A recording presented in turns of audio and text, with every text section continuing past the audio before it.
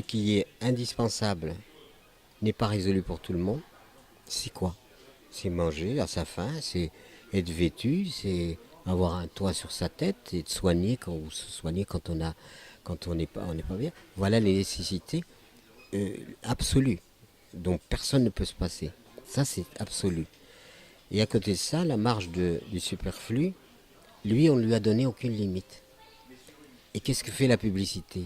De la manipulation mentale, c'est-à-dire d'installer un individu dans l'insatiabilité, l'insatisfaction et l'insatiabilité.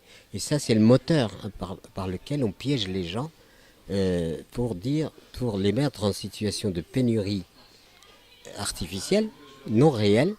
On les met dans une pénurie mentale. Et à partir de cette pénurie mentale, ils ont le sentiment d'être dans la pénurie. Et ça devient des acheteurs, des pousseurs de caddies, puis voilà, on va dans les rangées, on retourne néolithique en cueillant des trucs. Au moins le néolithique, les gens se démenaient dans les forêts pour essayer quand même de survivre. Mais là aujourd'hui, tout est à portée. Et on ne voit pas combien c'est laid, cette manipulation de l'être humain, à le lobotomiser pour en faire un consommateur inconscient. Voilà. Et non satisfait. Parce qu'en plus, on est dans la prospérité, mais c'est les pays où on consomme le plus d'anxiolytiques.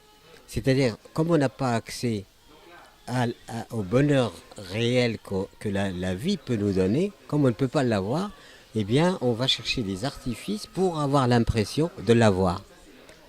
Si on n'appelle pas ça une aliénation fondamentale et radicale, alors c'est que j'ai rien compris. Donc aujourd'hui, nous, notre philosophie, c'est justement, avec la question de la sobriété heureuse, moi j'ai transformé ça en puissance de la modération. C'est-à-dire que la modération qui devient, parce qu'on est toujours les multinationales, mais on les nourrit les multinationales. Tout le monde les nourrit.